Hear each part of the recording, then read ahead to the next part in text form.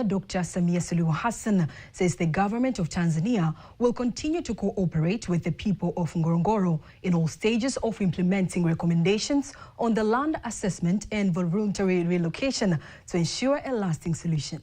President Samia made the remarks at the State House in Chamwino, Dodoma region, while receiving the recommendations from the commissions that was tasked with assessing land issues and voluntary relocation in the Ngorongoro Conservation Area to explore best ways to balance conservation efforts with the welfare of the local communities. There was a need to establish these two commissions in order to conduct an assessment, as you mentioned earlier, but a thorough and inclusive one. That is why residents of Ngorongoro were included in these commissions, together with experts from various fields. Their role was to determine the real situation on the ground and provide direction towards a lasting solution. We have heard that although the government carried out this exercise with good intentions, some mistakes were made in certain areas. Therefore, I'm directing the Chief Secretary, together with the Prime Minister, to coordinate the implementation of these recommendations and ensure that all the resources required for this implementation are made available. On the other hand, the chairperson of the Presidential Commission tasked with reviewing land use and resolving disputes in the Ngorongoro Conservation Area, Dr. Gerald Ndika, who was commissioned to address complex land-related conflicts and voluntary relocation process following a pledge that was made by President Dr. Samia Suluhu Hassan in 2024. Complaints in the Pololeti Game Reserve mainly stem from the fact that citizens were not fully involved in the process of upgrading the area that was previously the Loliondo Game Controlled Area in 2022 to the status of a game reserve. Regarding the Lake Natron Game Controlled Area, residents fear they may lose their land if the government proceeds with the plans to upgrade the area into a game reserve. The assessment also found that traditional systems hold a significant influence over community decision-making, particularly in matters related to land and leadership. According to the National Bureau of Statistics 2022 data, the population is estimated to increase to 276,651 by 2050 at an average growth rate of 3.6% per year, which on the other hand threatens the ecology of the conservation area, highlighting the need for sustainable land use management. The Vice President of the United Republic of Tanzania, Ambassador Dr. Emmanuel Nchimbi, has met and held talks with the Ambassador of Cuba to Tanzania, Yordanis Vera, at the State House in Dodoma earlier today. The talks aimed to strengthen the long-standing relations between Tanzania and Cuba, which are celebrating 64 years of existence. Cuba and Tanzania have been collaborating in various strategic sectors such as education, health, tourism and agriculture. Tanzania and Cuba established these diplomatic relations in 1962, immediately after Tanzania gained independence in 1961. The United Kingdom government, through its Foreign, Commonwealth and Development Office, commends Tanzania for its effective strategies in containing and eliminating outbreaks in the Kagera region in 2023 and 2025. The Deputy Commissioner, along with the British High Commission in Tanzania, made the remarks during the 4-day working visit in Kagera region. Here is a report by Charles Mwebea, read to you by Teddy Mparanyanga. On March 13, 2025, the Marburg disease outbreak was officially declared over in Tanzania, after claiming the lives of 10 people in Biharamulo district, in addition to 6 deaths recorded in 2023 in Bukoba district, Kagera region. 1 year after the disease was contained, a delegation from the British High Commission visited Bujunangoma Hospital in Bukoba district, the facility that served as an emergency treatment center during the outbreak, and expressed satisfaction with the measures taken by the government to combat epidemic diseases. British-Tanzania health collaboration in action. The UK has a long, proud history of supporting health resilience across Tanzania, in particular here in Kagera. We were pleased to support through both of the Marburg responses, for which Kagera very rightly got a lot of praise for its handling. We support the wider health system through the Health Basket Fund and also through our Health Resilient Fund. So me and my team are here today with our partners in the WHO to see some of that support in action.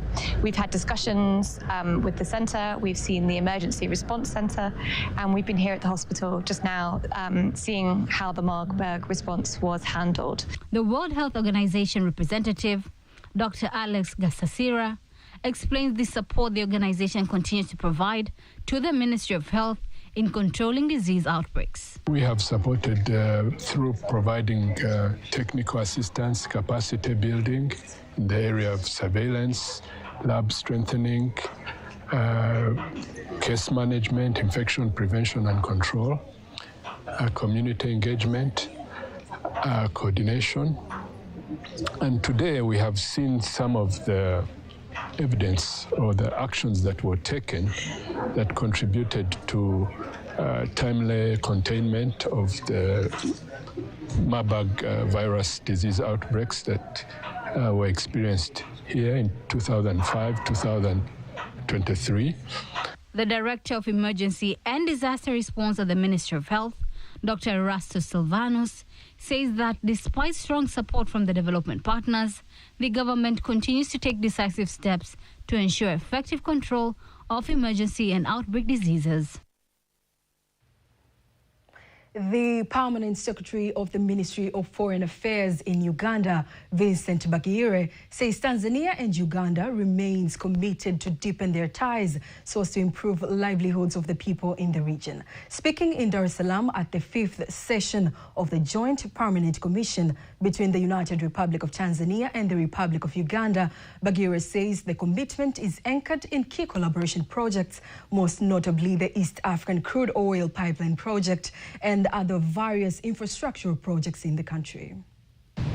In the energy sector, we are particularly proud to jointly celebrate the commissioning of the Chikagati Morongo 14-megawatt hydropower project in 2022. A milestone that both our presidents had the honor of launching, which is a powerful symbol of what our nations can build when we work together. On the East African Crude Oil Pipeline, EACOP, which stands at an overall completion rate of 79% as of December 2025, with engineering at 96.8%, procurement at 93.1%, and all required land fully acquired, we upload with diligence both governments in keeping this transformative continental project on course. I think we deserve to clap for ourselves, the Christians. On the other hand, the Tanzanian Foreign Ministry Permanent Secretary Dr. Ambassador Samuel Chilukindo says through the commission, the bilateral relations between the two countries has been further strengthened. The importance of the Joint Permanent Commission cannot be overemphasized. The meetings under the Joint Permanent Commission serve as an important framework for deepening collaboration across various sectors and stands as a clear testament to the enduring friendship and the strategic partnership that continue to define the relations between our two countries. Therefore, the JPC meetings are not just any meetings, rather it is a platform for practical solutions, innovative ideas, and strengthen ties between our nations. It is therefore our strong conviction that as we convene this 5th JPC here in Dar es Salaam, we have an opportunity to assess the progress made from the agreement reached during the 4th session of the JPC held in 2022. The Joint Permanent Commission between Tanzania and Uganda is a strategic bilateral framework used to review, align, and implement cooperation agreements across multiple sectors. Tanzania prepares to begin exporting consignments of maize to the Democratic Republic of Congo, DRC, following the rising demand for grain in the Central African nations. Rehema Sababili has more details. It is a delegation from the DRC visiting the storage facilities operated by the National Food Reserve Agency, NFRA, to assess the quality of maize and the technology used in preserving the grain before formal trade agreements between the two countries begins. Speaking during the visit, The chairperson of the NFRA Advisory Board, Ambassador Peter Ulanga, said the delegation's visit was a result of an earlier trip by NFRA officials to the Democratic Republic of the Congo aimed at informing Congolese authorities about the opportunities to purchase grain from Tanzania. The purpose of this delegation is to come and see what we have in terms of the stock of cereals, especially maize, the technology that we're using, storage technology, the quantities that we have, and the logistic arrangement that we can use in terms of if we were to come into an agreement with DRC, how can they get the stock from here to DRC? Tony Bandio, who leads the DRC delegation, says his country is keen to trade with Tanzania. And we are here under the invitation of the Tanzanian government to explore the possibility of acquiring and do a transfer of technology so that we can support both our economies. It's impressive. We are actually surprised to see that Tanzania has such a big capacity in terms of supply and production, and we are looking forward in strengthening the relationship and improve the exchange between the two countries. Meanwhile, the Chief Executive Officer of the National Food Reserve Agency, Dr. Andrew Komba, says the agency currently has sufficient grain reserve to meet domestic needs while also maintaining surplus stocks for exports. Capacity to supply maize to our neighbors. We have been doing it even before. If you remember, last year we were able to sell maize to Zambia, but also to Malawi. This kind of capacity is high as comparing our local demand. Our local demand range from 6 million metric tons to 8 million metric tons. But our capacity has been increasing tremendously. For instance, previous years, like the year 2024, 2025, the production was at 12 million metric tons. As we are projecting right now, we are talking about 15 million metric tons. This is a projection which we think we are going to produce. Komba says once the inspection visit concludes, the next step will involve detailed negotiations on pricing and the quantity of maize to be supplied. From Dar es Salaam, Rehema Sababili, TBC News. Thank you, Rehema Sababili, for that report. Today, the world marks World Kidney Day, a day dedicated to raising awareness about kidney health and the dangers of kidney diseases. Health experts warn that many people live with kidney problems without knowing it until the conditions becomes severe. Our reporter, Terry Mpanyanga, has more details on this special report.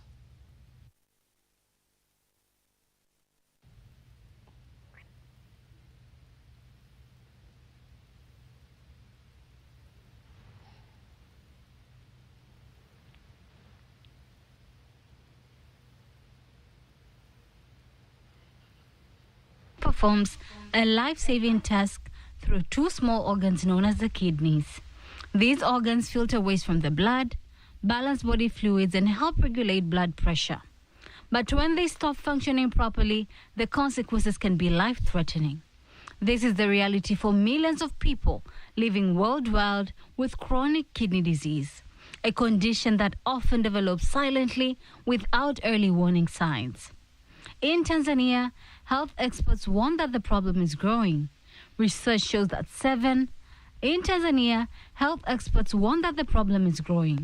Research shows that between 7 and 13% of Tanzanians are at risk of developing chronic kidney disease.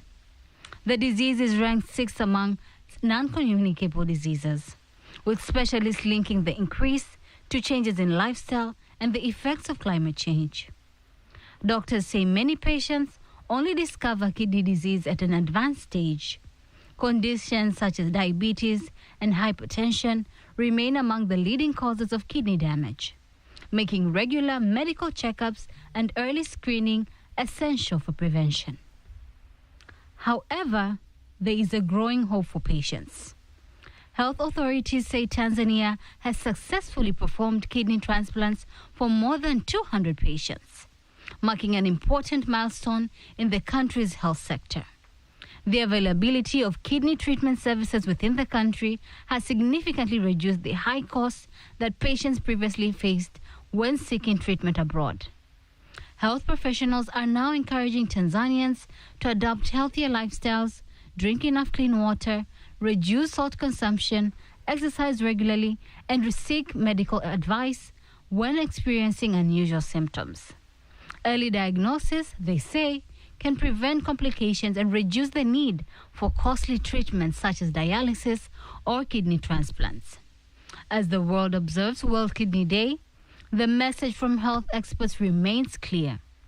Protecting kidney health starts with awareness, prevention, and early testing, because caring for these small but vital organs today could save lives tomorrow. Teddy Mfanyanga, TBC News. Clinical cardiologist at the Jakaya Kikwete Cardiac Institute, Dr. Henry Mayala, together with Amina Abbas, a diagnostic, vascular and interventional radiologist at the Muhimbili Orthopedic Institute, say artificial intelligence is rapidly transforming healthcare delivery in Tanzania. Speaking to TBC News in Dar es Salaam, the specialist emphasized that artificial intelligence should be embraced as a supportive tool that enhances the expertise of medical professionals rather than replacing them, noting that when properly integrated, AI becomes a powerful partner in advancing modern medicine and improving patient outcomes. In terms of digital, nowadays we have even the online booking system using your phone. So it has simplified. Instead of booking an appointment until you come to hospital, you can do that while you're at home.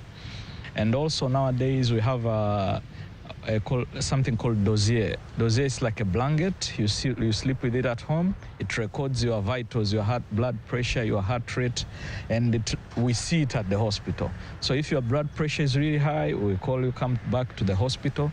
So it has simplified a lot in caring the patients. Most of the time, as doctors, when we are seeing a patient, we use AI to come into conclusion.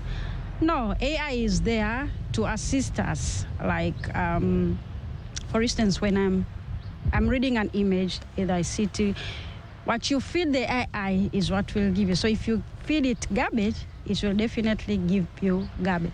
But it will depend on the amount of information that I feed it. So if I give it useful information, it will also give me useful information. And after getting that information, it's not that I'm going to take that information and put it straight into a patient's information. I would read it and digest it, and I would autocorrect it. So it's there to help us, and we shouldn't be worrying about AI, and it is not here to replace us, but it is here to assist us with what we. Furthermore, they call on the public to ignore misconceptions surrounding modern diagnostic technologies, stressing that machines such as CT scans and advanced cardiovascular imaging systems are safe and vital for early disease detection. Measures that we take, like when you do an X-ray, it gives a radiation, but that's why we control how many X-ray can you do in a time. So I know there are a lot of myths, but it's safe to check your heart. And there are other tests that you can take prior to go to all those tests that they don't use any radiation, they don't use anything. These machines are safe because in Tanzania and also worldwide, there's an Atomic Energy Commission that before installation of any radiation machine, they have to come, they measure the amount of radiation, the natural radiation that's there, and when the machines are here, they measure the amount of radiation that they will be producing, and they usually have some sort of devices that they are kept there to monitor. And even as health workers, we have some gadgets, we call them TLDs, that we normally wear, and they usually measure the amount of radiation that you take. So. On to the next story. The government has expressed its willingness to collaborate closely with the private sector stakeholders to ensure that universal health insurance is fully realized and translated into health coverage and service delivery. The statement was made by the Chief Medical Officer of the government, Dr. Grace Magembe, during the CEO Roundtable meeting aimed to discuss the role of the private sector in ensuring access to affordable health insurance services for every Tanzanian citizen. What UHI is bringing is all about ensuring that everybody have access to quality health services at an affordable, or I would say without any financial crisis. You have heard stories in this country, people selling their assets simply because they want to access health services. So we believe that having universal health insurance is going to be one of the solutions towards that. On behalf of the Chief Executive Officer of the Strategies Insurance Tanzania, Dr. Flora Minja, says health is a key infrastructure in the economic growth processes. Over 80% of Tanzania's workforce is in the informal sector. What can we do as business leaders in the formal sector? We can help first by supporting literacy campaigns because the awareness on universal health insurance is still quite low. We can partner with insurance companies to design affordable products for the informal sector. We can encourage coverage for our suppliers and contractors so that we again widen the pool as much as possible. And before we wind up the local news for tonight, let's now take a look at today's exchange rates according to the Bank of Tanzania, BOT.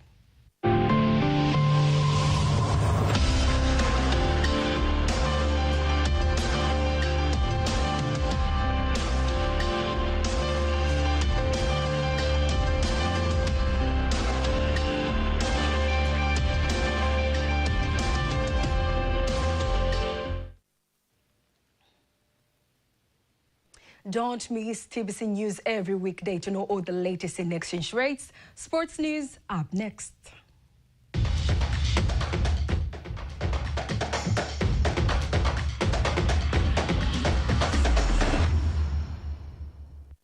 And in sports news, the coach of Tanzania wheelchair tennis national team, Ridhik Salum, says he's confident in his team's readiness for World Championships. Speaking to TVC News in Dar es Salaam, Coach Salum insisted that his players' morale is high and that they are ready to represent Tanzania in the African Championship. For the youth, I have no worries. We are still practicing. We know that our youth are good at this wheelchair tennis game. We understand that our youth have been fighting well with their opponents, and we know that we are going to compete with teams that are expert in this game like South Africa, who we fought against last year, but we knocked them out. I believe that with our preparations, we will do well and qualify for the World Tournament.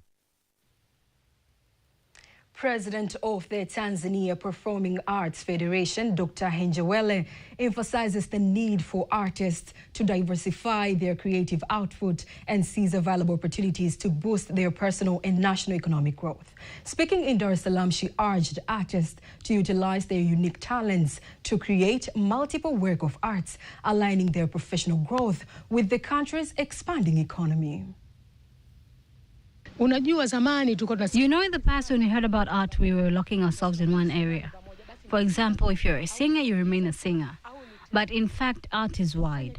For example, decorators have entered agriculture right now because we are very unsuccessful in flowers as we take them from Nairobi. So we have made sure that we've entered in the Ministry of Agriculture. Right now, artists are going to cultivate flowers in Morogoro, so you can see that you can do decoration as well as agriculture. We say that art is a job, and if it is a job, it is a very broad cross-section. So I tell artists not to confine themselves to one ocean. So let's fight and expand. When you hear this opportunity, there'll be another one born from what he or she is doing. And that is sports news for tonight. And now, before we conclude the news bulletin for tonight, let's now take a look at the weather forecast for the next 24 hours. Hello dear viewers, and thank you for joining us for the weather forecast. And by starting for tonight, we expect the entire country to feature with partly cloud condition, thunder showers over a few areas. And for tomorrow, we expect the wind to flow at the speed of 10 kilometers per hour over Lake Tanganyika together with Lake Rukwa, and the speed of 20 kilometers per hour over Lake Nyasa together with the entire coast, and also at the speed of 30 kilometers per hour over the Lake Victoria Basin, and the state of the sea is expected to be slight, while landfall models are portraying the enhancement of activities, especially over the southern sector of our country. And the Meteorological Authority is issuing an advisory of short periods of heavy rains over a few areas of Lindi, Mtwara, together with Pwani, including Mafia ISOs. So applicative measures should be taken. And also for tomorrow, we expect Southwestern Highland, Morogoro, Ruvuma, Lindi, together with Mtwara regions to feature with cloud condition. Thunder showers over some areas together with sun interval. Lake Victoria Basin, the western part of the country, the central part of the country, Northeastern Highland together with northern coast are expected to feature with cloud condition. Thunder showers over a few areas together with sun interval. And now let us see the next 4 days weather forecast from different cities and regions. There are some thunder showers is expected. Dodoma thunder showers is expected. Mbeya thunder showers is expected. Mwanza thunder showers is expected. Kilimanjaro thunder showers is expected. Morogoro thunder showers is expected. And also for Arusha, thunder showers is expected. I'm Rebecca William from Tazama Meteorological Authority. Thank you. And that marks the end of the news bulletin for tonight. Do not miss our next bulletin in Kiswahili at 11 p.m. On behalf of the whole team, I am Caroline Maleo, wishing you an awesome night.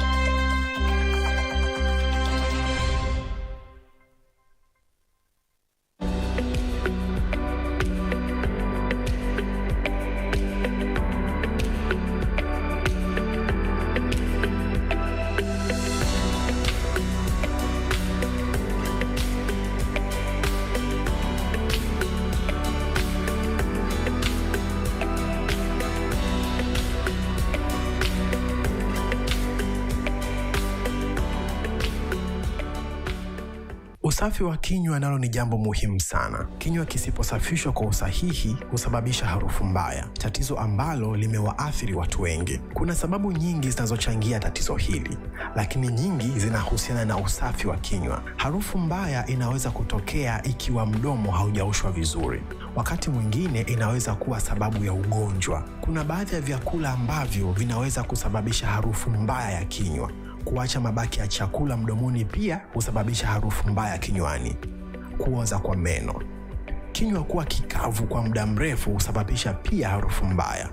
Uvutaji wa bangi huweza kusababisha harufu mbaya mdomoni. Pia matumizi ya baadhi ya dawa za matibabu zinaweza kusababisha harufu mbaya. Lakini ni suala la muda tu kabla ya kumaliza dawa hizo. Pia kuna maambukizi ambayo huathiri pua na mdomo ambapo